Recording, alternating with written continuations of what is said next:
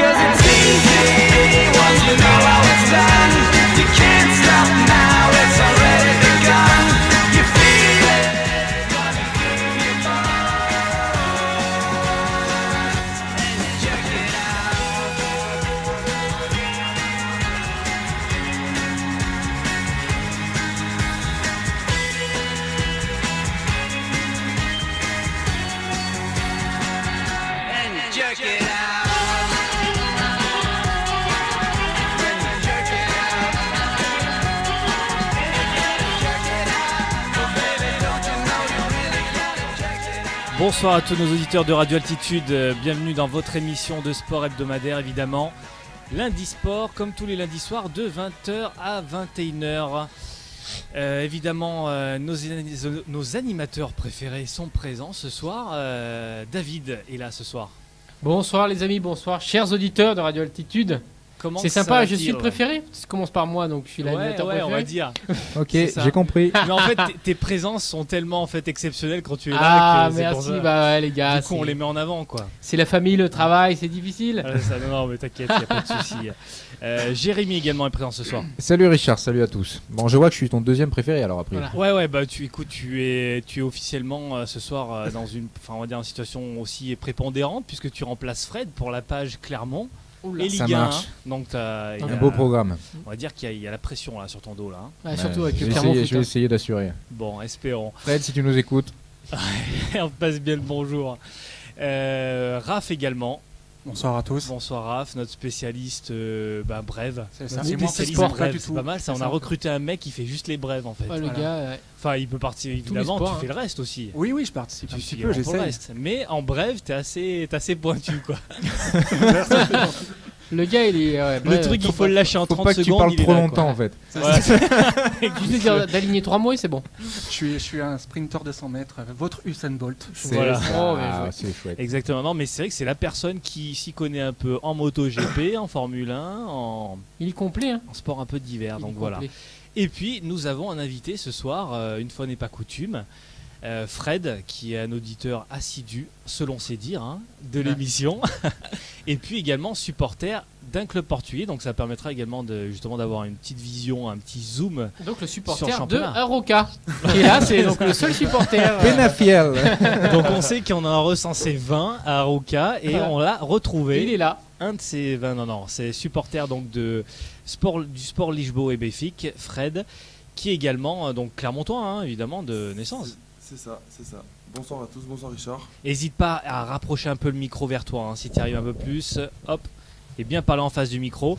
Bonsoir Fred, et donc oui évidemment, toi qui est d'ailleurs, on va quand même l'indiquer, mais assez présent on va dire en milieu associatif portugais, puisque tu es également, comment on peut dire ça, tu fais de l'accordéon dans le groupe de danse folklorique Flor do Minho. C'est ça. Exactement, C'est bon, ça. C'est ça. À Jarza. Exactement, qui d'ailleurs hier après-midi était présent à Gerza pour la fête du géranium, c'est ça. C'est ça, tout à fait ça. Mais on en parlera un peu en fin d'émission, notamment. À Gerza. Ouais, c'est vrai. Ça change de la pensée. Exactement, voilà pour le petit récap. Et écoute Fred, n'hésite pas en tout cas, on va bien évidemment te laisser la parole un petit peu sur ton club, pour pas hésiter pour parler un peu sur le sport Lisboa et Béfique. Mais si tu veux participer un peu également à toute l'actualité sportive, n'hésite pas à prendre la parole pendant l'émission. Ça marche ? Ça marche. Merci de ton accueil et merci à tous. Pas de problème. Allez, on va lancer tout de suite l'émission. Donc le sommaire de l'émission, on débutera évidemment par la Ligue 2. Alors c'était la 35e journée de Ligue 2, je crois. 36e. La dernière journée qui arrivera, je pense. Parce que Ouais, pas Tu es en retard d'une journée. Et je me voyais pas si proche au final. Ouais, Clermont, Et oui, il reste que 2 va se matchs. déplacer alors. Ah oui, non, il reste 2 matchs. Il reste 2 matchs encore. 38 journées, ok, donc 36e journée pour le Clermont Foot qui recevait Nancy vendredi dernier. Jérémy, on va y revenir. Ouais. Ensuite, on avait également le top 14 avec l'ASM qui disputait sa 24e journée de top 14. C'est ça. Là, on doit être bon, c'est ça, je l'ai noté. Donc voilà, déplacement à Grenoble important, évidemment, suite à cette défaite en finale de H-Cup, enfin H-Cup, Champions Cup même. Nous reviendrons également sur la 32e journée de Liganos, David. Tout à fait, oui, la 32e. 32e, c'est Là, ça. tu t'es pas trompé. On c'est se la rapproche de cette fin de Il championnat. reste, comme en Ligue 2, il reste 2 matchs. Exactement, 2 matchs. on va dire que les choses se journées. dessinent. Oui, ça risque de rester un peu dans la même configuration que maintenant. Exactement. Sauf surprise. Sauf surprise générale. On y reviendra tout à l'heure. Ensuite, 35e journée de Ligue 1. Également, on y reviendra avec Jérémy. 36, il me semble, Richard. 30, Il je crois que reste c'est la que 2 35e il reste aussi. que 2 journées. C'est 36, Ah il ouais, reste c'est la la deux matchs. 75e journée. J'arrive pas à me mettre en tête qu'il y en a 38 en fait. 36e journée de Ligue 1, évidemment, on va... Parce qu'il y a 20 équipes, Ouais. donc 19 matchs. Et Fois oui. 2, 38. Merci Regardez le Jérémy. mathématicien. Évidemment, avec notamment des résultats importants à mettre en avant, puisque on a notamment eu un contre-coup du côté de Lyon, donc il semblerait que du côté du Paris Saint-Germain aussi la victoire finale se dessine. Ça commence à se préciser aussi. Oui. Les demi-finales retour de Champions League sur lesquelles on reviendra également avec ces résultats la semaine dernière, avec des matchs très intéressants à suivre. Et puis les brèves de Raph. Pour terminer, Tout à fait, oui. En beauté. Ils ont été calmes ce week-end. D'accord. Beaucoup de travail. ouais, un petit peu de Formule 1. C'est ça. Qu'est-ce qu'il y a, je sais Du pas si- tennis et des championnats qui se finissent entre autres en volée. Ok, impeccable. Ça marche. Allez, on va lancer tout de suite l'émission. C'est parti.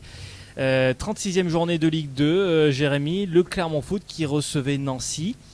Et C'est ça. le Clermont Foot qui chute pour la première fois depuis un petit moment. Hein. Oui, depuis un petit moment, il devait rester sur 7 matchs sans défaite, si je me trompe pas, avec notamment Ouais. 5 belles victoires. Et le Clermont Foot qui recevait donc Nancy. Nancy, pour dresser le tableau, Nancy qui a encore une petite chance de monter en Ligue 1. Donc ils sont dans un espèce de sprint final où ils veulent accrocher tous les matchs pour espérer rêver à une accession et profiter d'un désistement ou d'une baisse de forme du Gazélec d'Ajaccio ou d'Angers. Et Clermont Foot qui est en roue libre puisque le maintien est acquis, les esprits sont tranquilles et on joue pour se faire plaisir. Cette fin de saison, c'est du bonus. Un match qui s'est déroulé dans des conditions assez particulières parce qu'on avait un terrain de Clermont qui était dans un état catastrophique. La pelouse qui a été attaquée par un champignon et qui était, ma foi...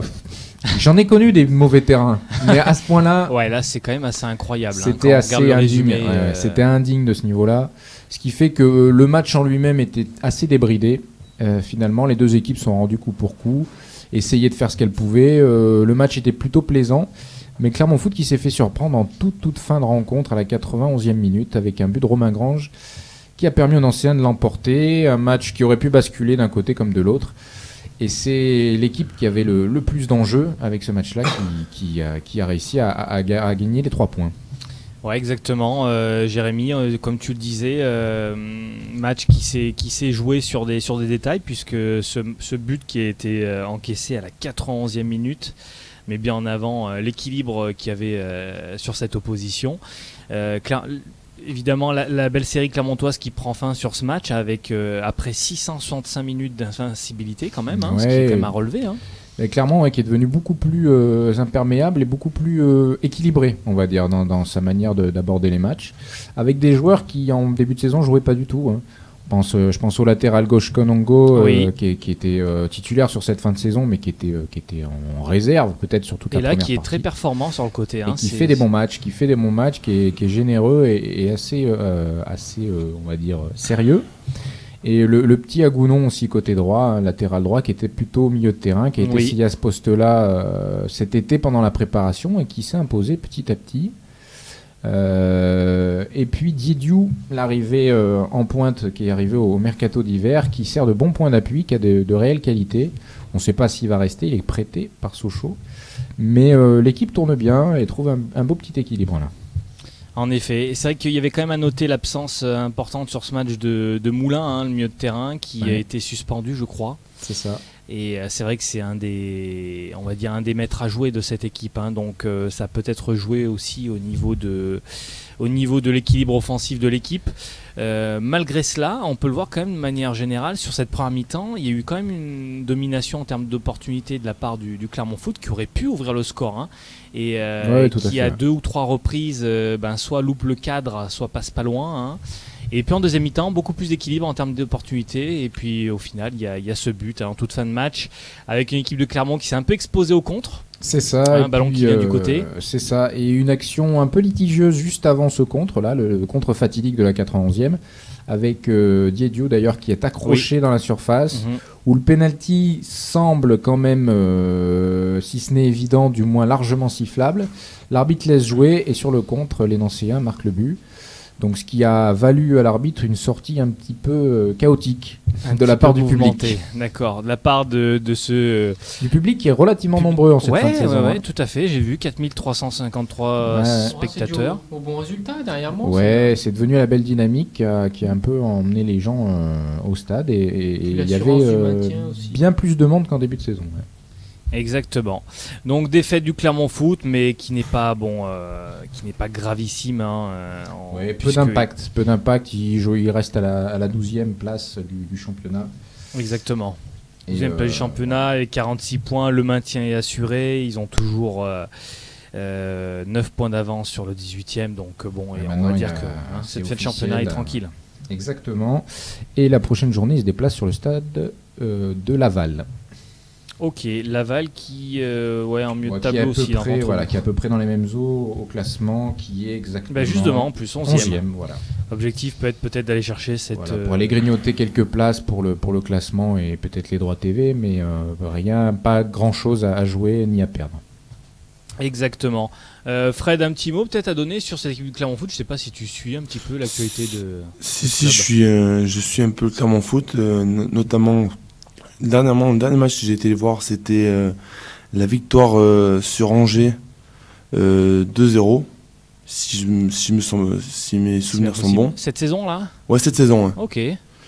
J'ai vu une très belle équipe. Franchement, j'ai été étonné parce que c'est pas que c'est une mauvaise équipe, Clermont Foot, c'est pas ça, mais étant donné qu'Angers était dans les places pour monter. Je pensais que ça allait être très difficile, mais en fait j'étais très étonné du jeu du Clermont Foot. Ouais, en effet, d'ailleurs Angers est toujours 3e et en course pour monter, puisque 3 et Ajaccio, je crois que c'est fait. Hein, 3 a validé sa montée, Ajaccio pas encore. Ajaccio pas encore. Et donc, et puis 3 a d'ailleurs assuré le titre de champion de France de Ligue 2 pour cette année. En effet, donc Clermont qui est défait, comme on l'indiquait, ce week-end à la maison, mais on va dire ça reste une bonne note sur la série qui est en place depuis, on va dire, depuis le début du mois de mars, je pense. Ils étaient sur une série de 7 matchs sans défaite, donc Clermont a assuré le maintien, le plus important a été fait. L'autre point important, l'autre zoom sur lequel on va tout de suite se tourner, ça va être le rugby avec l'ASM Clermont-Auvergne également qui, je pense, avait là aussi un des moments importants de la saison à aborder, et notamment cette après-Coupe d'Europe. C'est ça, ouais. Avec ce déplacement à Grenoble, on va rappeler le contexte, l'ASM Clermont-Auvergne évidemment défait en finale de Coupe d'Europe.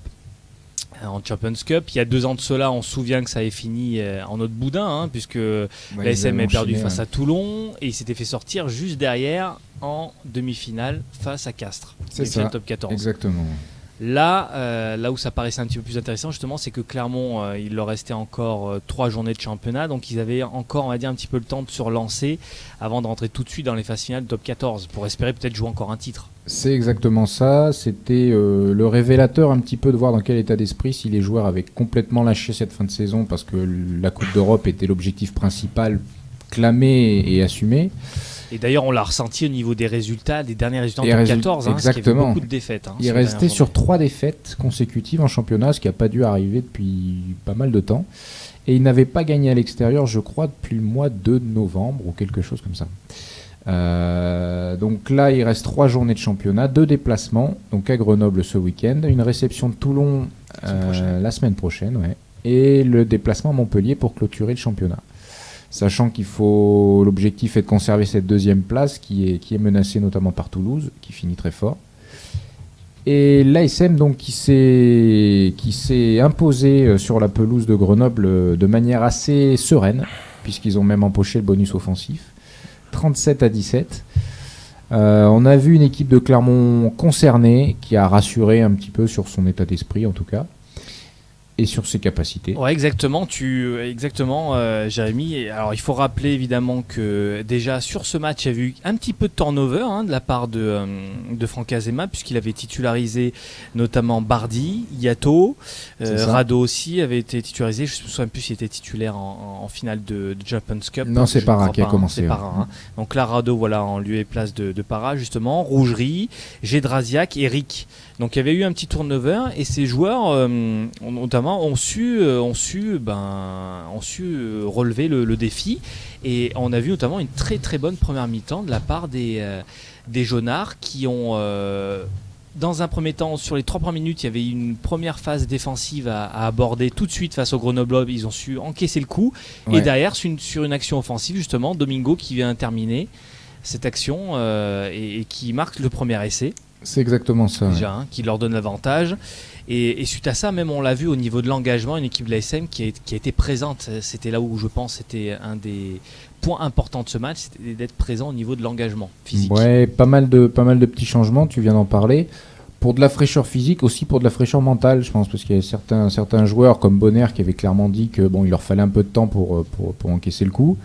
Et Clermont a bien répondu aux premiers assauts, parce que le premier quart d'heure des Grenoblois est quand même assez intense. Grenoble qui joue son maintien. Franchement, c'était mi-temps d'un niveau très très élevé. Ouais, il a fallu bien absorber ce premier quart d'heure, bien encaisser, savoir bien faire le dos rond, et dès qu'il a fallu profiter de phases de jeu efficaces et offensives efficaces, Clermont a été là et a marqué mine de rien 5 essais à l'extérieur, ce qui est quand même une belle perf. Ils se sont fait peur un petit peu avec en fin de première mi-temps notamment. Il y a cet essai pris qui est un peu dommageable. Si on veut chercher la petite bête, ils ont pris l'essai juste avant la sirène, ce qui commence à devenir une mauvaise habitude, et ce petit carton jaune là en deuxième mi-temps qui leur fait finir en infériorité numérique et qui a failli leur coûter le bonus. Ouais, Dirakashvili un peu bête, un plaquage en retard là qui servait pas à grand chose, il venait de rentrer en plus. Bon voilà, mais au-delà de ça, c'est vrai que on va dire que les armes fortes de l'ASM ont été présentes, notamment Fofana qui a fait un très bon match, qui a marqué 2 essais. Il finit très fort là, ouais. Et puis à Ben Danone également qui a été de son petit essai, donc belle on va dire victoire importante. Le plein de points, il reste 2 matchs. Toulon qui arrive Bernard Laporte a annoncé qu'il ferait tourner. On n'est pas obligé de le croire. Mais c'est un match qui va être bien plus important qu'il n'y paraît, puisque entre jouer des demi directement ou aller affronter un tour de barrage contre des équipes qui sont quand même assez redoutables en cette fin de saison, ça peut jouer beaucoup. Donc ils nous ont rassurés, maintenant on attend la suite avec impatience. Exactement. Un petit mot à indiquer, je sais pas Raph, si tu voulais parler un peu de l'ASM ou pas. Oui, c'est juste à noter que le match, pour une fois, est à 21h dimanche. Oui. Parce que c'est le multiplex samedi, donc dimanche à 21h, match sur Canal+, ASM Toulon. Donc c'est intéressant. Ce sera le match phare, et on aura peut-être... il y aura peut-être un peu de spectacle, peut-être une volonté de la part des équipes peut-être d'envoyer du jeu, et aussi de la part de l'ASM de, entre guillemets, de venger cette défaite, même si ça sera esprit de revanche. Ça sera qu'une c'est un match pas si important que ça. Ouais, les vraies revanches, il faudra les avoir un peu plus tard. C'est quand même à la maison, donc il faut en effet un minimum et espérer la victoire. C'est vrai qu'une victoire c'est important quand même pour solidifier cette deuxième place. Fred, un mot peut-être sur l'ASM Clermont-Auvergne, je sais pas si tu suis un petit peu le rugby. Si je suis un peu. Après comme tout le monde, on était déçu par cette finale, mais après j'ai pu suivre le match contre Grenoble, et j'étais pareil, agréablement surpris. Ils ont fait preuve d'une solidité, même étant donné par les jeunes joueurs comme Bardi, Gédrasiak, et je ne me rappelle plus du troisième. Il y avait notamment Rick, Yato, c'est ça, voilà, merci. Yato, je les avais jamais vus à part Bardi, Et franchement, l'avenir est là. Présent, ouais, tout à fait. L'avenir est là pour l'ASM. Exactement. G. Draziac notamment a dit c'est vrai qu'il y a encore une bonne relève du côté de l'ASM Clermont-Auvergne. On va rappeler les principaux résultats quand même de cette 24e journée, notamment Toulon qui a encore fait une bonne démonstration de force avec cette victoire face à Castres, 37-21. Donc ils ont d'ailleurs exposé leur magnifique trophée devant leurs supporters. Quel trophée, je vois pas de quoi tu parles. Avec leur 3e étoile sur le maillot déjà, c'est déjà imprimé, ça y est, c'est parti. Et puis ils les mettent bien grandes en plus, les étoiles. Ouais, c'est bien ça. Qu'on les voit. Toulouse également qui a défait Brive de plate couture, 67-19. Toulouse qui termine très bien cette saison. Ah oui, ils finissent très très fort et ça va être un prétendant au titre alors qu'à la trêve hivernale on les voyait à peine lutter pour se maintenir peut-être. Ouais, exactement. Donc le rugby c'est bien fait, dis donc. Exactement. Enfin, bref. Lyon, le Loup aussi qui fait match nul avec La Rochelle, 16 partout. Montpellier qui bat Bayonne 33-16. L'Union Bordeaux-Bègles pour son dernier match dans son stade, je ne sais même plus quel est le nom de son stade, là, a battu Oyonnax 26-23 puisqu'ils vont reprendre notamment, ils vont par la suite jouer au stade de Chabandelmas. Grenoble, on l'a dit, défait donc face à Clermont, et puis le Racing Métro défait face au Stade Français, victoire importante aussi de la part du Stade Français, qui du coup alors au niveau du classement prend une option pour la qualif pour les playoffs, puisque donc Toulon est premier avec 70 points. Là Toulon a certainement peut-être assuré sa première place au championnat, Jérémy, sauf catastrophe générale encore une fois. Qui finissent à cette saison-là, c'était les plus réguliers, ça fait un moment qu'ils y sont. Et ils devraient terminer à cette place-là. Donc on va le rappeler, ils seront qualifiés directement pour les demi-finales et en plus ils auront le choix du jour du match puisque ça va jouer soit normalement samedi après-midi, soit dimanche après-midi. C'est ça, il y a quelques petits avantages comme ça là. Et les demi-finales qui se dérouleront à Bordeaux. Ouais, exactement. Dans le nouveau stade. Ouais, dans le nouveau stade. Clermont, deuxième avec 67 points. Toulouse, troisième avec 66 points. Donc Toulouse en effet, qui est très bien revenu. Le Stade Français, quatrième avec 65 points. Oyonnax, cinquième. C'est peut-être la surprise de cette année, une progression linéaire. Et Oyonnax cette année qui est dans les 6 premiers.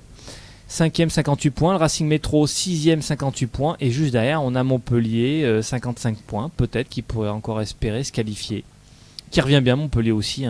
Mais c'est vrai que le niveau de ce top 14, on l'a souvent rappelé, est tellement élevé, est tellement homogène qu'en fait quand on se trouve entre la 6e et la 9e place, on peut rapidement être entre lutter pour les qualifications pour les playoffs ou lutter pour le maintien. Ah oui, mais complètement. Déjà que le championnat est assez homogène, que les équipes montent en niveau chaque année.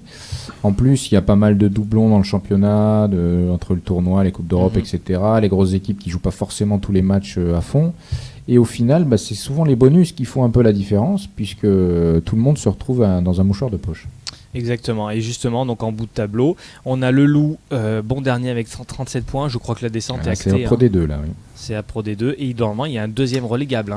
Et c'est ça, il y a un deuxième relégable et donc ça va se jouer entre Bayonne, Castres, Grenoble et Brive. A priori La Rochelle a un matelas suffisant, mais il y a un de ces 4 clubs qui devrait accompagner Lyon en Pro D2. Ouais, ça va faire encore une grosse perte, une perte importante pour le top 14. Si on a une équipe comme Castres ou Bayonne qui descend, c'est vrai que ça sera une petite surprise. Ouais, il va y avoir en tout cas encore un club historique qui peut passer à la trappe. Comme l'année dernière, on se souvient de Perpignan et Biarritz. Exactement. Allez, on va passer tout de suite à notre cher championnat portugais, la Liga NOS, David. 32e journée de Liga NOS, je te laisse présenter les résultats. Tout à fait, donc pas mal de matchs nuls dans cette 32e journée. Ça commence par Rio Ave, Pachevrel à 0-0, Benfica donc à Étrier, Penafiel 4-0, Académico Vilnius 1 partout, Braga s'est fait surprendre à domicile face au Maritime 3-1, donc c'est le résultat un petit peu surprenant de cette 32e journée. Moreirense s'est imposé à domicile 3-1 face au Vitória Setúbal, Aroca Boavista 0-0, Estoril Sporting 1 partout aussi. Et hier soir, il y avait le match qui opposait donc FC Porto à Gil Vicente et Porto qui s'est imposé 2-0 à domicile. Et ce soir, la 32e journée se clôture par Nacional qui reçoit au Vitória de Guimarães. Ouais, on va tout de suite revenir évidemment sur un des premiers matchs qui avaient lieu ce week-end. C'était notamment Benfica qui recevait Penafiel au stade de la Louse pour son avant-dernière réception à domicile. Benfica de David, je voulais dire plutôt. Et ça s'est bien passé pour les Aigles. Ouais, victoire tranquille. Bon, je sais pas si tu veux venir en détail sur le match. Bon, on va quand même aborder, énoncer l'équipe Vas-y, parce que titulaire, les mais équipes, je on sais va pas. faire un petit zoom. On a Fred qui est là. Il veut parler de son Benfica. justement, Il il faut va qu'on le en parle un peu connaître, quand même. Si, je le connais. Bien sûr, Fred. Mais donc, je vais te dire ça, David. Mais donc, comme tu disais, donc Benfica qui n'a pas eu trop de difficultés pour venir à bout de Penafiel, équipe notamment qui va descendre. Qui descend, déjà, oui. Donc on va le rappeler, il y avait donc notamment 55 000 supporters présents au stade samedi après-midi, donc c'est dire que... Toujours grosse influence cette année. Et notamment sur la fin de saison, depuis quelques journées, le public est présent à Lisbonne. Benfica qui affrontait Penafiel avec... quasiment sa meilleure équipe, puisque on avait notamment Julio César au but, Maxi Pereira à droite, Luisan et Jardel dans l'axe, Eliseo à gauche, milieu de terrain avec Samaris et Pizzi, Salvio Soulejmani sur les côtés, et puis la doublette qui fonctionne très bien, Jonas Lima. Très en forme.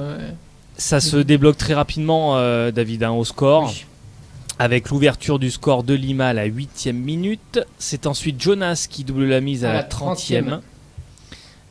Pizzi qui met le 3-0 à la 61e minute et puis Lima qui clôt le score à la 62e. Voilà, Lima qui met un doublé sur ce match notamment. Exactement. Et il fait la passe pour Pizzi, Lima, homme du match sur ce coup-là. Ouais, véritablement homme du match. Alors Benfica qui fait encore une fois de plus démonstration de sa force et notamment de sa force offensive.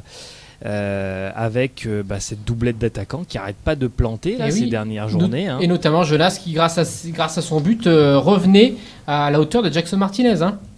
Exactement, avec moins de matchs. Avec moins de matchs. Et Lima aussi, qui s'approchait aussi de Jonas à un but avant le match de Porto. Exactement. Alors avant de faire une analyse un petit peu de cette équipe de Benfica avec Fred notamment, on va rappeler quand même quelques stats, notamment évidemment qu'il ne reste plus que 2 journées. Benfica a toujours, on va le voir tout à l'heure, parce que Porto gagne également 3 points d'avance. C'est le bichampionnat qui se rapproche pour Benfica, David, chose qui n'était pas arrivée depuis la saison 83-84. Pour Benfica. Ah oui, tout à fait. Donc ça faisait à peu près 31 ans. C'était pas arrivé, donc c'est vrai que ça serait quand même ça serait exceptionnel, performance de Georges Joux notamment, ça serait sa meilleure performance depuis qu'il est à Benfica. Depuis qu'il est exactement. Depuis Chalana. Et peut-être c'est l'époque que je sais. Depuis Eusebio. Peut-être pas quand même. 83-84, ça va bien être dans ce jour-là, Chalana. Ouais, certainement, oui. Ouais, ça c'est ça.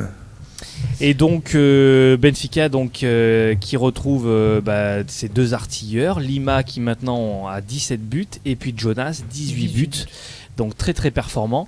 Fred, que dire de cette équipe de Benfica qui en tout cas depuis le mois de janvier paraît irrésistible. Eh ben franchement déjà début de saison, quand j'ai regardé l'effectif du Benfica, moi-même étant supporter, j'étais un peu perplexe. C'était pas gagné d'avance, on en parlait beaucoup en début de saison. Étant donné, vu l'effectif des rivaux, et notamment de celui de Porto, j'avais un peu peur. Mais là, quand on voit ce que fait Jorge Jesus avec son effectif, et puis l'arrivée au mercato hivernal de Jonas, en plus, qui était un très très bonne recrue. Un très bon transfert, à coût zéro en plus. Pour Jonas, ouais. Cruzeiro, non, je crois. Coût zéro. Jonas, Coût zéro. Il est gratuit. Coût zéro, ouais, pardon, il est venu gratuit. Coût zéro. D'accord, Pardon. Non, vraiment bonne Vas-y, pioche. enchaîne, Fred, n'hésite pas. Il est, franchement, quand il est arrivé, j'ai vu qu'il avait 30 ans, je me suis dit, ça va être, après, Lima aussi a 32 ans, aujourd'hui. C'est un bon attaquant, mais après je me suis dit peut-être faut voir ensuite. Mais après, vu les matchs qu'il fait, il joue simple, il est technique, il a de l'expérience.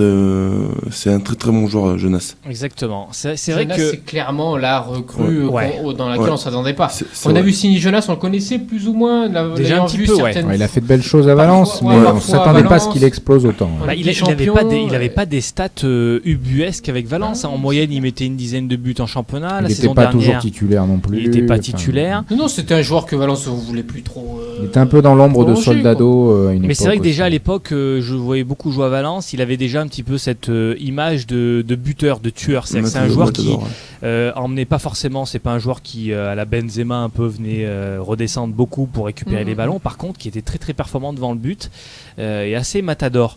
Et là, cette saison, on le voit avec une équipe de Benfica qui repose ses espérances beaucoup sur ce joueur-là. Il performe énormément, quoi, hein, et c'est vrai que c'est sa meilleure saison en tout cas depuis qu'il est arrivé en Europe, hein, au niveau de ses stats individuelles. Donc c'est vrai que là c'est vraiment on va dire que ça a été un coup gagnant à 100% pour Benfica, avec un coup zéro coût en termes de recrutement, comme tu disais, Fred, Que du et puis un bénéfice, rendement C'est ça. excellent. exceptionnel. Ouais. Et c'est vrai que justement, Fred, on va revenir justement, on peut revenir un petit peu sur le sur le scénario de ce championnat, et notamment ce début de championnat, parce qu'on en parlait, David, au début de la saison. Benfica, on avait quand même on se posait de grosses questions sur le niveau de l'équipe, parce qu'on a vu le départ notamment de Rodrigo, qui avait très très bien performé la saison dernière, hein, notamment en fin de saison. Il y avait eu le départ également Enzo d'Enzo Pérez Pérez au mois de janvier. Le gros coup. ouais. Garay. Garay, exactement. Donc c'est vrai qu'il y a eu une partie de la défense à reconstruire, une partie du milieu à reconstruire. Et sans Oblak. réel, Oblak aussi, ouais. et sans réel renfort finalement. Ouais, au final, il y a eu quoi comme renfort? Il y a eu Julio César. Il y a eu Talisca, mais bon, Talisca très bon. C'est l'homme du début de saison. Ouais, très très bon début de saison, mais Talisca qui était après c'est un important, peu sur les éteint, je 3 trouve. premiers mois. Bah, c'est ça qui s'est bien goupillé, c'est que le temps que Jonas se mette en route, Talisca a assuré Exactement. le travail, et Ouais, quand c'est Talisca a ça, plongé, c'est ça. Jonas a pris le relais. Voilà. Exactement. C'est vrai que Talisca, évidemment, c'était assez logique quand même, un jeune joueur, je crois, d'à peine 20 ans, qui a tout de suite performé, et à partir du moment où après les équipes adverses ont commencé à comprendre un peu dans quel système il évoluait et comment il jouait, après forcément la confirmation est toujours un petit peu plus difficile en cours de saison. On a un autre exemple concret, c'est Brahimi qui au FC Porto est un petit peu moins performant depuis le mois de janvier. Donc il faut leur laisser le temps d'encaisser. C'est vrai. Et de l'autre côté, qu'est-ce qu'on peut mettre en avant comme force du côté de Benfica? Je pense qu'il y a quand même deux forces principales. C'est déjà, on n'en parle pas beaucoup, mais cette défense, hein, C'est Louisan. avec Louisan Qui Taulier, fait hein, une de ses meilleures saisons. Ah oui. Louisan, hein, taulier de avec cette défense son âge. centrale. Jardel qui s'est imposé, hein, Ouais. finalement. Il a toujours été un petit peu cette doublure de luxe avec. J'ai trouvé toujours un peu irrégulier, et finalement il a trouvé une régularité cette saison notamment. Exactement. Avec le départ de Garay. Et avec Elise également, enfin peut-être une stabilité sur le côté gauche de la défense, Fred, parce que ça faisait de nombreuses années aussi que Benfica recrutait une tonnée de latéraux. On a vu des Cortex gauche, hein. et des Munus. Ah ouais, Cortez, C'était pas mal ça. il y a eu, je crois qu'il y a eu près, en l'espace de 5 ans, je crois qu'ils ont recruté pas loin de 18 latéraux différents. Ah oui, quand même. Oui, je crois que c'est ça. Ouais. Ça a toujours été un souci un peu récurrent au niveau de Benfica, et là c'est vrai qu'ils ont l'air d'avoir trouvé une certaine stabilité, et évidemment les cadres, on l'a dit, hein, Louisan, Maxi Pereira, toujours aussi Ils sont bons, là, hein. on a toujours l'impression qu'ils vont faire l'année de trop, mais chaque année ils Mais sont c'est là. vrai qu'ils sont là. Ils sont toujours là. Maxi normalement qui devrait renouveler son Normalement. contrat, hein. Mm. Normalement il est en fin de contrat, et puis aussi on parle pas beaucoup de Julio César, mais Julio César qui a mis un petit peu de temps à se régler. Et à partir du mois d'octobre, on a compris pourquoi ce que Julio César a été un international et a été un grand gardien, hein, ce qu'il l'est encore. Il est dans les moments importants de la saison, il a été présent. Oui, il faut rappeler quand même qu'il restait sur une saison au Canada, je crois, à Toronto, Notamment, en c'est MLS. C'est enfin, vraiment aussi une recrue complètement. Ouais. il fallait un peu de temps, tu l'as dit. Exactement. Mais c'est Adaptation. le talent n'a pas disparu. Hein. Exactement. Après ça faisait un petit moment que Benfica était sur lui. Oui, la saison d'avant déjà, ça voilà, avait failli c'est se ça. faire. Après ça a pas pu se faire, et ils ont préféré garder Arthur. Maintenant Arthur qui qui regarde plus de matchs sur le banc que sur le terrain, Ouais. étant donné les performances de Jules César. Qui est une vraie doublure et qui devrait peut-être même quitter le club à la fin de la saison. Benfica qui va peut-être essayer de renouveler d'ailleurs son effectif au niveau des gardiens de but. Hein. Ils avaient des vues, je crois, sur un gardien allemand là, à un moment donné. Ils sont pas sur un de gardien de Rio Ave. Il y a eu pas mal de... Ouais, exactement. Le petit brésilien là. Et Ederson, si je me trompe pas. C'est Ça va ça, être ça, je crois que c'est ça. Donc, Même ils sont sur 3 joueurs de Rio Ave, si je me trompe pas. C'est Ederson le gardien, ouais. l'attaquant égyptien Hassan Ouais. Le et le milieu offensif Diego Lopez qui était formé au club à Benfica. Hassan, Exactement. D'ailleurs, qui a mis 12 buts cette saison avec Rio Ave, ce qui n'est pas. Hassan, c'est le fils de Hassan qui joue à Ferenc. Je sais pas. Si, moi je te le dis. Il est bon, Jérémy. il C'est est son bon. fils, c'est le même. Il a la même tête, sauf qu'il a 20 ans de moins, quoi. D'accord, ouais, ça doit être ça, exactement. Et l'autre, on l'a dit, donc la défense notamment. L'autre bonne pioche, encore une fois, de Georges Jou, ça a été ce retour de Pizzi, Ouais, prêté Qui l'année dernière en était- Espagne et du coup qui est revenu et qui s'est qui était carrément adapté imposé, au milieu de terrain. notamment grâce au départ d'Enzo Pérez. C'est Ouais. lui qui a pris un petit peu la place d'Enzo Pérez. Du coup. Exactement, et il est performant. à Et ce qui a été niveau-là, avec replacé d'autres puisque qualités. c'est Ouais, pas c'est son pas- poste c'est pas non son plus. poste, Donc ouais. encore une performance de Georges Jou C'est vrai. qui replace les joueurs et qui Qui arrive à les réadapter qui a- dans certaines positions. et- Il a ce talent-là de Ouais, toujours tout replacer les joueurs, même si c'est pas leur poste.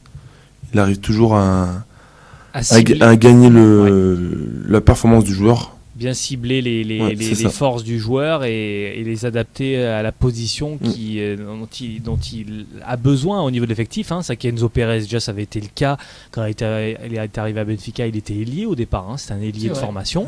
Il a a réadapté repoussé au milieu. Hein. terrain. Donc voilà. Et c'est vrai que c'était une bonne pioche au final, parce qu'on n'a même pas senti le départ d'Enzo Pérez. On se posait beaucoup de questions avec ce départ-là. Et au final, ça a très bien marché. Et aussi, ça a beaucoup fonctionné parce qu'on a eu notamment Samaris au milieu de terrain qui a réellement explosé à partir du mois de Aussi. janvier. Lui Aussi, qui avait eu il a mis un beaucoup peu de de temps. difficultés Il a un peu de à temps. s'adapter. J'étais un peu perplexe au début. Et là, qui est devenu le vrai taulier devant la défense. Hein, Bon, après, je pense que pour numéro Benfica, 6. il y a une petite chose qui a joué aussi. Faut pas oublier qu'ils ont été éliminés de toutes les compétitions européennes C'est vrai. et qu'ils Donc, ont c'est été que- depuis la trêve hivernale, on va dire, assez tranquilles au niveau calendrier. Ouais, c'est vrai. C'est vrai aussi. Alors, ça peut s'expliquer peut-être aussi justement par le fait qu'ils n'aient pas pu profiter de l'arrivée notamment de Jonas, c'est vrai, pendant cette C'est vrai. phase de Ligue des qualification, Champions, il phase de aurait groupe. peut-être C'est été vrai utile, qu'il aurait pu apporter un plus. Et puis, justement, on y vient, c'est cette doublette, Jonas-Lima, très performante. Alors, on a une stat, Jonas-Lima, c'est 42% des buts de Benfica cette saison. Donc ça montre l'importance de cette doublette. Et bon, on a parlé beaucoup de Jonas, mais Lima également, qui a travaille souvent un peu plus dans l'ombre. Et au final, Lima, quand on regarde ses stats, Fred, il est pas si mauvais que ça, parce que souvent c'est vrai que là où je l'avais trouvé peut-être un petit peu moins bon cette saison, au final, il paraît moins bon. Ouais. Parce que souvent on a la sensation qu'il loupe beaucoup de buts un peu tout faits. Mais au final, il a des stats très intéressantes. Il a même une moyenne de buts, faut le savoir, qui est plus élevée que Cardozo, puisqu'il est à 0,81 buts par match, alors que Cardozo était à 0,78. Bon, Lima a joué 87 matchs, Oui, Cardozo 120. beaucoup plus. Ouais, ouais. Mais il a une meilleure moyenne de buts depuis qu'il a signé à Benfica Lima. C'est vrai. Ce qui est Mais c'est ça, intéressant hein, chez le- Lima, c'est qu'il a souvent changé de duo. Exactement. d'attaque, C'est vrai. et il arrive toujours à retrouver Ouais, ses marques. C'est vrai. Il C'est a, un il bon a joué avec complément. Rodrigo, là, cette année avec Jonas, Jonas, avec Cardozo, il y a ouais. d'autres. Et Et puis il est plus, je trouve qu'il est plus travailleur. C'est plus le genre de, comment dire, plus à venir chercher le ballon en arrière. Et Exactement. puis il a fait plus- quelques passes décisives Ouais, cette aussi, saison, pas mal de passes décisives, pas mal. hein. Ouais, c'est vrai. Bonne dizaine Lima. de passes d'ess. Notamment à Jonas et j'en passe. Et j'en Donc passe. doublette qui a très bien Ouais, fonctionné. 35 buts à eux deux. Hein. Il doit être en fin de 35 contrat buts cette sur année, je crois, 82, Lima, donc, non Lima, je crois pas. Il doit peut-être lui rester encore un an de contrat. Il me semble. Faudrait Ou alors vérifier. on parle de son départ, enfin je sais. Oui, voilà, c'est que souvent, après, voilà, il est forcément du côté de Benfica, on regarde quand même s'il y a moyen peut-être de faire un petit bénéf Ouais, bien sûr. sur la Ouais, revente, puisque bon, c'est un joueur qui est plutôt jeune. Si je ne veux pas dire de bêtises, il me semble que c'est la Chine qui le regarde un petit peu avec des yeux Ouais, doux. s'il partira, il partira pour un championnat moindre vu son âge. Ouais. de faire peut-être une dernière opération Voilà. financière. Il a 32 exactement. ans, il est en fin de carrière. Qatar, États-Unis. Exactement, notamment sachant que donc pour terminer avec Benfica, il y a ce petit joueur là qui vient d'arriver au mercato hivernal là, Jonathan, le jeune uruguayen, sur lequel je pense Benfica repose de grosses espérances et qui a pas trop joué encore, mais qui justement a le profil pour remplacer un joueur comme Lima certainement à terme. C'est vrai. Jeune joueur voir. très intéressant À voir. et dont des joueurs comme Forlan et Suarez ont énormément Dit du bien. dit du bien, exactement. Donc Je l'ai vu jouer avec l'équipe B. Il est bon, après c'est l'équipe B, c'est en Ligue 2 portugaise, bien sûr. mais il a un très très gros potentiel. Ouais, il a mis quelques buts déjà, Ouais. notamment un triplé, je crois, sur un match. c'est Donc, vrai. il commence un petit peu à percer. Donc, je pense que Benfica lui laisse le temps tranquillement de petit s'adapter au championnat. Voilà pour Benfica, donc du coup, qui a fait un pas important, encore une fois, qui se rapproche. Et bien tout simplement, Benfica titre, hein. qui se situe à une victoire. Si Benfica s'impose au Vitória de Guimarães, C'est ils seront champions. champion. Exactement, on va y revenir tout à l'heure. Également, un autre résultat un peu surprenant, tu nous en parlais, David, Ouais. qui avait lieu samedi soir, c'est la défaite de Braga à domicile face à Maritimo. Hein. Braga qui avait donc notamment ouverture du score de Maritimo par João Diogo à la 39e. Eder avait égalisé à la 48e, donc dans les arrêts de jeu de la première mi-temps. Mais derrière, Danilo double la mise à 65e et Marega qui triple la mise à la 68e. Maritimo qui a largement mérité cette victoire, hein, qui a dominé sur toute la partie du match.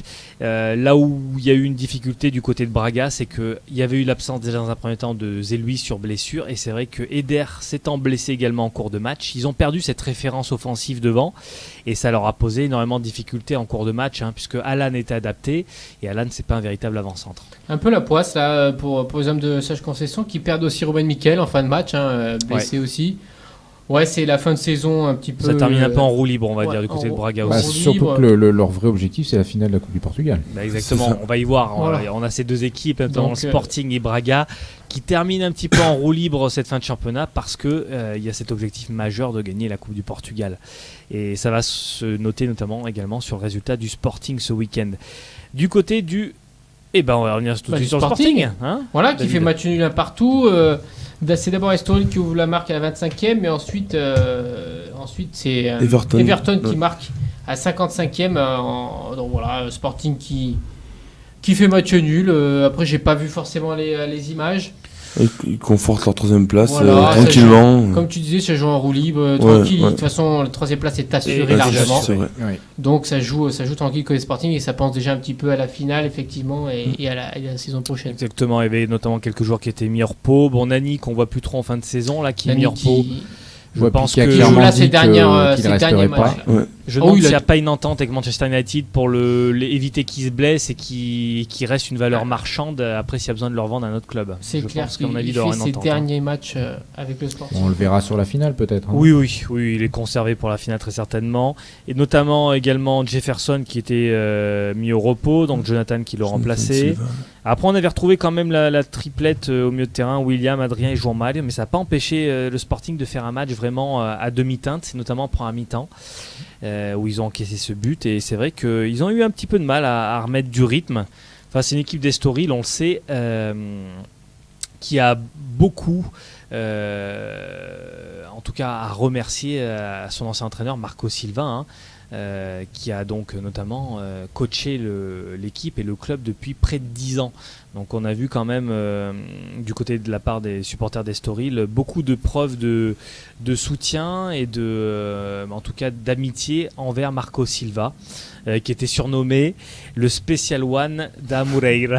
Voilà, ça, hein. Ça, c'est un sacré surnom. Il a notamment fait découvrir des superbes joueurs comme Lika.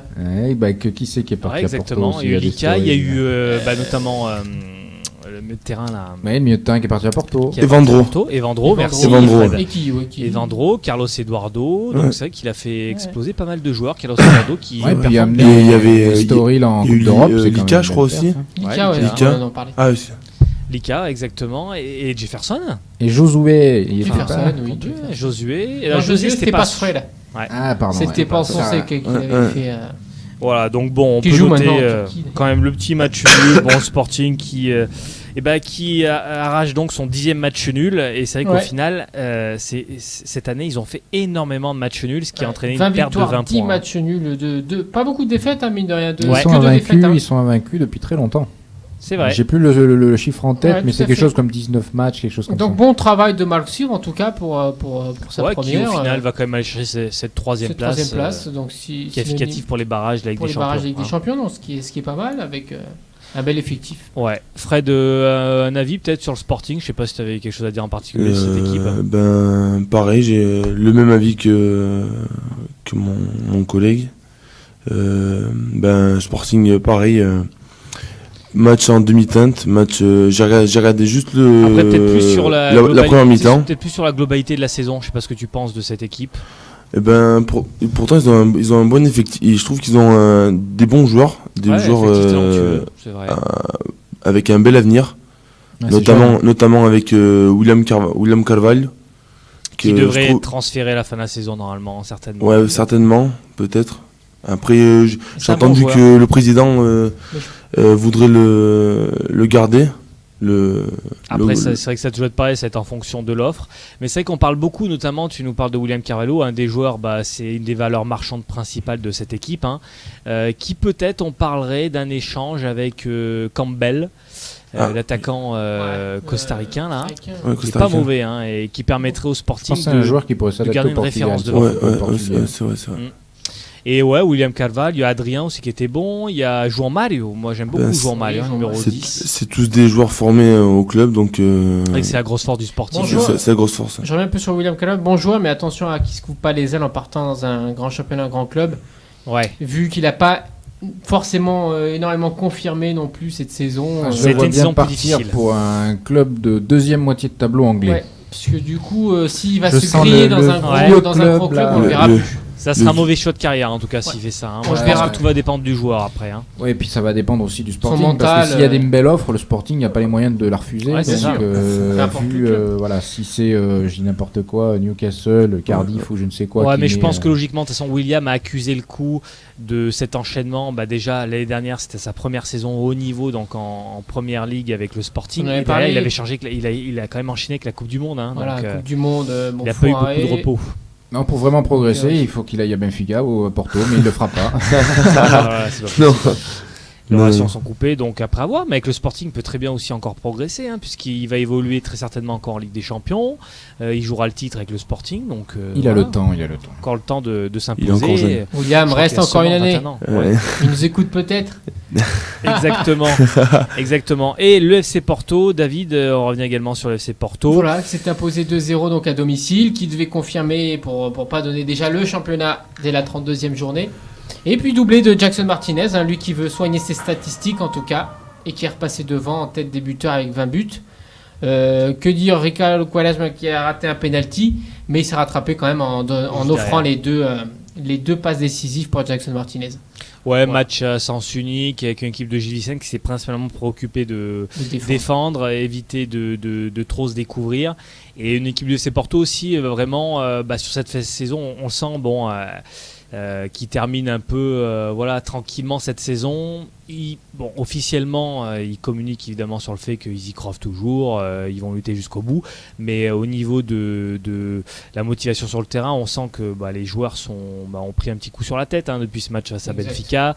Ils vont très certainement terminer la saison sans Je pense que avoir, le but là, effectivement, c'est de soigner arraché les, aucun stats, titre. soigner les stats de Jackson Martinez, histoire qu'ils partent Ouais. meilleur buteur du championnat et que ils confortent leur deuxième place en tout cas. À noter notamment cette belle beau ciseau retourné de Jackson. Là, son Oui, deuxième exact, là, le pas mal. but du week-end, un but européen du week-end Voilà. d'ailleurs. Ça va profiter de ses derniers gestes techniques parce Tout à que fait. Jackson Martinez va très certainement quitter le FC Porto à la fin de la saison. Le Donc cha-cha-cha. encore, encore un joueur Voilà. avec des qualités techniques très intéressantes qui va être amené à quitter le championnat à la fin de la saison. Sauf surprise, mais là normalement Ouais, c'est non, là, Oui, ça là, semble c'est- quand même c'est très vraiment peu probable. La fin, Ouais, la c'est fin, pas- ouais, la c'est fin des petits pains là. Voilà, donc victoire du FC Porto. Là où c'est intéressant de faire une petite analyse pour terminer tout ça, ça va être notamment le classement Bon, le classement, on peut aller très vite. Bon, voilà, David, les 5 premiers. Alors, ça peut jouer encore. Il y a Guimarães qui joue ce soir. Si Guimarães gagne ce soir, ils seront à 2 points de Braga. Donc, bon, ça va jouer là entre la 4 et la 5e place. Ça serait dommage quand même pour Braga de perdre cette 4e place sur le fil. Mais c'est pour ça que ça risque encore d'être chaud entre les 2 minutes. Sinon, bon, Benfica a toujours 3 points d'avance sur Porto. Et en bas de tableau, on va passer directement en bas de tableau. Ouais. En bas de tableau, la descente, bon, ça joue entre Vitória Setúbal, Gil Vicente et Penafiel, déjà condamné. Donc voilà, sans doute entre ces deux-là. Aroca est quasiment maintenu, bon, même s'il y a 2 points, mais ça va jouer entre Vitória Setúbal et Gil Vicente, ça va. Ok, ça pour marche. la descente en tout cas. Et puis voilà, la prochaine journée, justement, c'est Guimarães qui reçoit Benfica. On ne sait jamais si c'est le match phare, ouais. Peut-être. Si Vitória peut roba ponto sur Benfica en tout cas. C'est vrai que c'est une des équipes qui a été assez performante face aux grosses équipes. C'est vrai. Même si c'est un peu plus compliqué cette deuxième partie de saison, avec les départs d'Hernani, de Traoré, il y a eu quelques départs. C'est le dernier match à la maison, c'est un match c'est de vraiment gala. La dernière grosse étape pour Benfica. Si Benfica s'impose, déjà ils pourront fêter le titre dès ce week-end. S'ils font match nul, ils pourront fêter le titre à la maison. Exactement. Ouais, c'est ça. Et Porto, déplacement pas évident à Volnais aussi, à Benfica, à Lisbonne aussi. Donc, oui, ils ont des mauvaises stats ces dernières années. Mauvaises statistiques à Volnais, ils jouent en bleu aussi, donc c'est compliqué. Et puis du coup... c'est compliqué parce qu'ils jouent en bleu. Ils jouent en bleu aussi, donc ils ont du mal à se voir sur le terrain.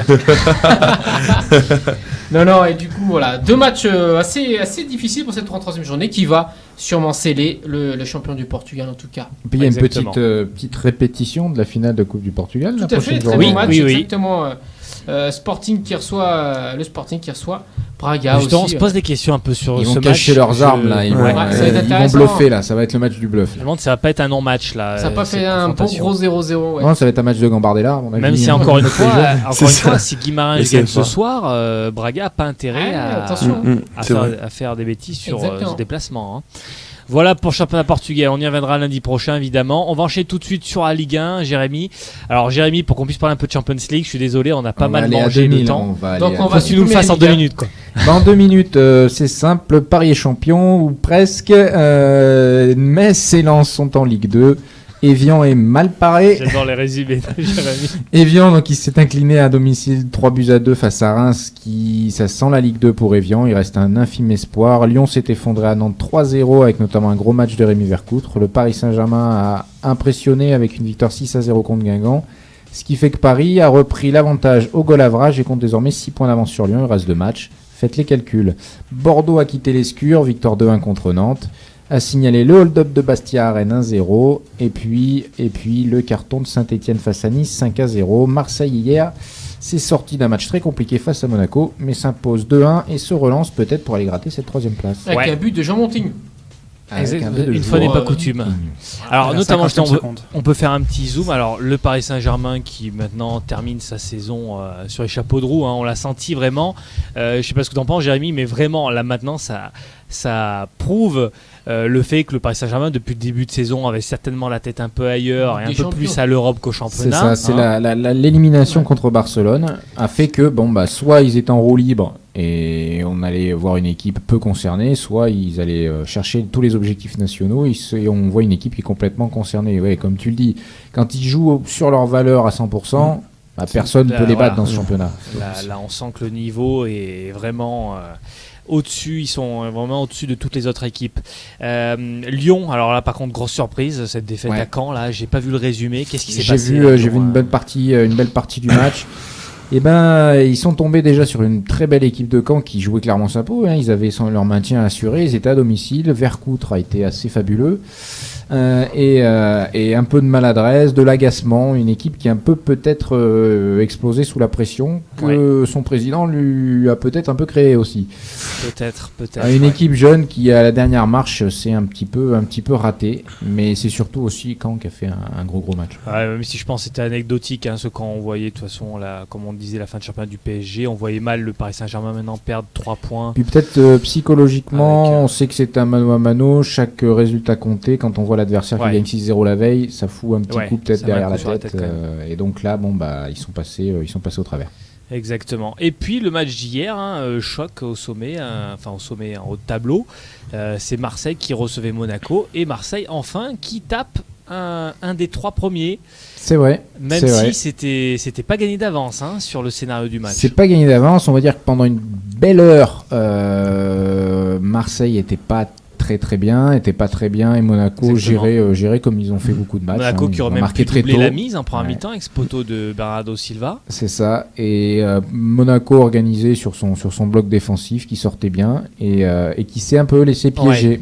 Ils se sont laissés piéger. Ils n'ont pas osé peut-être presque aller chercher ce deuxième but et ils auraient peut-être dû parce que du coup ça s'est retourné contre eux. Exactement. Je sais pas ce que vous en pensez, mais je pense qu'il y a eu deux moments importants, notamment la sortie d'Abdenour sur blessure. Ouais, qui a un vrai bon stopper lui quand même. Et puis notamment le changement tactique de Bielsa.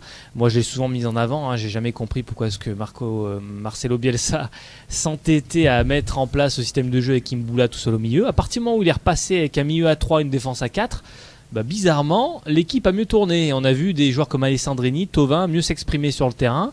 Et tout de suite, ça a eu un impact sur le match et sur l'équipe de Marseille. Ouais, un jeu beaucoup plus fluide. Ils ont remis le pied sur le ballon et ils ont provoqué un petit peu la réussite. Exactement. Fred, un mot peut-être sur ce match On a vu un Olympique de Marseille très pris par surprise par Monaco avec le but de Choupo-Moting. Ouais, c'est vrai qu'il arrivait très très tôt dans le match. Ouais, c'est sûr. Et après, bien sûr, je trouve qu'ils ont joué beaucoup avec leur cœur, avec la hargne, je trouve, à la fin. Parce qu'il leur fallait surtout cette victoire face à Monaco s'ils voulaient revenir pour la 3e place. Après, je trouve, j'ai bien aimé le petit ancien Clermontois Romain Sandrini qui revient pas mal, je trouve, Ouais, et qui a été laissé un peu de côté par Marcelo Bielsa, mais là, et je trouve qu'il revient bien, je trouve. Tout à fait, une passe d'ess et un but. Donc Marseille qui est encore dans la course, toujours 2 points de retard sur Monaco, mais si Monaco fait un faux pas, goal average dit général, ils sont devant Marseille, donc ils peuvent encore espérer arracher cette 3e place peut-être. Et puis la dernière chose, tu l'as dit, le carton quand même de Saint-Etienne avec un beau petit tifo sympa là. Je sais pas si vous avez vu le petit tifo là, ils sont un petit peu spécialistes dans le domaine là, les Stéphanois, où ils mettaient le football pour les nuls avec la tête de Thiriez là. C'est ça. Voilà, un petit peu pour mettre en avant, c'est les dernières phrases de Frédéric Thiriez ces dernières semaines. Voilà pour la Ligue 1, Jérémy, merci, c'était parfait, c'était court, c'était... tu voulais du temps, c'était court mais intense, comme on dit. On va enchaîner tout de suite sur la Ligue des Champions, avant de terminer par les brèves. Demi-finale retour de Ligue des Champions, on va rappeler les résultats du match aller. La Juventus qui a réussi à défaire donc le Real Madrid à domicile 2-1. Et puis alors là, la grosse surprise, je pense quand même que c'est un résultat assez surprenant. Messi a gagné 3-0 face au Bayern. Ouais. Messi 3, Bayern 0 avec ce super match du FC Barcelone qui s'impose 3-0 et qui du coup prend une très grosse option pour la finale de Ligue des Champions. Ce que j'aimerais faire, c'est un tour de table. Que pensez-vous de cette demi-finale retour ? Qui va se qualifier et qui va être le petit prono pour la finale ? Qui est en position favorable pour la finale ? J'ai Fred. Moi, je pense que le Barça s'est plié, je pense. Sauf si je pense pas que le Barça se fasse surprendre comme Porto. Je pense pas. Les qualités offensives sont autres. C'est quand même c'est notre équipe quoi. C'est solide derrière, c'est rapide devant, au milieu c'est y a rien à dire quoi. Et moi je pense que le Barça va passer. Après du côté de la Juventus Real, j'aurais aimé que ce soit le Real, mais après la Juve avec le retour de Pogba, ils vont retrouver un beau jeu, même s'ils ont un beau jeu au milieu de terrain. Je pense qu'ils vont peut-être après passer contre le Real, mais ça reste à voir. Le début de match va être important. Ouais, je pense. Le début de match va être important. Si le Real, ça dépend comment le Real va aborder le match dès le début. Exactement. Ça dépend. Puis ça dépendra aussi de la forme de Cristiano Ronaldo, s'il est dans un grand soir. Ouais, parce contre Faut Valence, on l'a vu en Faut pas. difficulté. Hein. Un peu en difficulté, il a raté un penalty, mais bon, ça arrive. Ouais. Mais C'est voilà, un peu ça le va problème du dépendre. Real en ce moment, c'est qu'ils dépendent beaucoup de la forme de Cristiano. Voilà. Exactement. Si Cristiano est en forme, ça peut le faire. Sinon, ça va être aussi compliqué. Ça serait pas mal de voir une petite finale Barça-Real au final. Bon, ça ferait une finale Ouais, ça serait. 100% espagnol, espagnole, mais je pense qu'on s'en dirige tout droit. Hein. Pour moi, je pense aussi, parce ouais, je pense que que- au final, si on réfléchit bien, le je Real vois avec bien 1-0 la- sont qualifiés. je vois bien la petite réaction d'orgueil du Bayern avec une petite victoire à la maison Ouais. ou quelque chose, mais pas suffisamment pour renverser la vapeur. Non, C'est pour ça que je vais justement être à contre-pied de vous tous, parce que moi je mets une petite pièce sur Ouais. Bayern de Munich qui a Ah, c'est pas une petite pièce là, c'est ton Kodeli qu'il Ah, faut ouais. mettre là. Et donc 1 euro sur Ton les PL, sites de paris en ligne. Là. Parce que le Bayern, on a déjà vu qu'à domicile, ils étaient Ouais, vraiment c'est vrai. Non, mais je suis performants. d'accord avec toi. Et Raph, je pense après, qu'ils peuvent vraiment mettre ces 4 buts qui leur manquent. Et la Juve peut Ils sont aller pas au chercher un match nul. complet, c'est compliqué. Faut Donc, voir. Le problème, c'est vrai qu'il y a des absents. Mm. Après, s'ils sont capables de proposer le même niveau de jeu qu'ils ont proposé sur le premier mi-temps face à Porto, ils peuvent peut-être déjà rapidement réduire un peu le désavantage. Le Maintenant, scénario de là à du pas match prendre de aller, buts, il fait mal à la tête. Hein. Il marque 3 Ouais. buts dans le dernier quart c'est d'heure. Ouais, c'est dur. c'est sûr. Bon, bah, j'ai bien compris. En gros, vous voyez tous une finale logiquement Real-Barça, quoi. Ouais. Hein Ouais, Ouais, bah, c'est- disons que si, la honnêtement, finale si la Juventus, avec le niveau qu'ils ont affiché, Ouais, ils se retrouvent c'est en vrai. finale Ouais. de Ligue des Champions, C'est vraiment Ouais. italienne, quoi. parce que Ouais. je suis pas loin de penser quand même qu'ils sont un peu faibles par rapport au reste. hein. Ouais, c'est vrai. Hein, c'est ils ont vrai. été bons hein, contre Ils ont été bons en le match demi-finale. aller, hein. Ils ont été En bons, demi-finale, ils ont été bons, Ouais. mais contre Monaco, Contre c'est Monaco, pas non. possible. C'est vrai. Ouais, non, catastrophique. c'est catastrophique. Affaire à suivre. On va terminer par les brèves de Raph. Raph, tu as 1 minute 30 pour Ah, terminer l'émission. Je suis large. Ça te va alors. Merci. Allez, c'est parti. Donc ce week-end, on a eu de la F1 où Nico Rosberg, parti en pole, a gagné le Grand Prix d'Espagne devant Lewis Hamilton et Sébastien Vettel. Au classement, Lewis Hamilton garde la tête avec 111 points devant Rosberg 91 et Vettel 80 points. En tennis, une grosse surprise, Rafael Nadal a perdu à Madrid, Master 1000, contre Andy Murray qui enchaîne les titres sur terre battue et qui se met, je pense, en position de favori pour Roland Garros. Cette semaine, Rome, on verra Alors bien ce que ça favori donne. peut-être pas, mais c'est vrai que y a Djokovic aussi qui Oui, est oui. à mon avis bien parti. Mais quand je dis Mais favori, c'est- voilà, il y a plusieurs favoris. Murray, c'est vrai Favori que pour être numéro 2. il peut peut-être être en finale cette année, ouais, de Voilà. Roland. Et Nadal qui du coup sera pas dans les 4 premiers pour le Roland Garros. Donc du coup, Il est on aura même peu- redescendu en Ouais, 7ème place à donc la on n'aura race. hein. sûrement pas un Nadal Federer ou un Nadal Djokovic en Ouais. finale de Roland Garros. Je crois que ça fait 10 ans qu'il n'avait pas quitté le top 5 de l'ATP. C'est ça, il me semble aussi, j'ai vu cette statistique. Et après, pour finir, nous avons un athlète, Haile Gebrselassie, pardon. C'est un Éthiopien, le marathonien. Haile Gebrselassie. Ah, tu m'as beaucoup aidé sur ce que Ouais. j'ai Non, mais toujours je des maîtrise noms, l'éthiopien, moi. un peu bizarre. Mais en Fait tout cas, c'est Éthiopie en seconde langue. c'était une grosse star au niveau athlétisme et c'est surtout au marathon. Il a gagné 4 fois le marathon de Berlin et dans les années 80, entre 93 et 99, a été plusieurs fois champion du monde sur 5000 et 1000 et avait 27 records du monde à cette époque. Donc voilà, c'est tout pour les brèves Bah, et bravo. pour ce week-end. Impeccable, c'était impeccable. Il va falloir qu'on rende l'antenne de manière. Merci à vous, merci à David, Jérémy, Raph d'avoir été présent encore une fois ce soir évidemment. Et merci à toi Fred d'avoir pu donner ton avis un peu sur Merci à l'actualité toi et merci à sportive. vous tous. Puis on se retrouvera certainement peut-être bientôt hein, D'accord. pour fêter le titre de Benfica. Qui Espérons. sait, hein. Espérons. Allez, Richard, tu fais fêter le On, titre de va bien- Benfica. on passera évidemment à la musique hein, comme on le fait tous les ans. Après, Ah, si exactement. jamais. Ça Voilà. prend l'habitude plus à passer la musique de Porto, mais bon, Voilà. pour- Ah, ces dernières années, peut-être. Le vent a peut-être tourné. Allez, bonne semaine à tous et Salut puis à à lundi tous. prochain. Salut à tous. Ciao. Allez, Salut, au revoir. Ciao, ciao. It was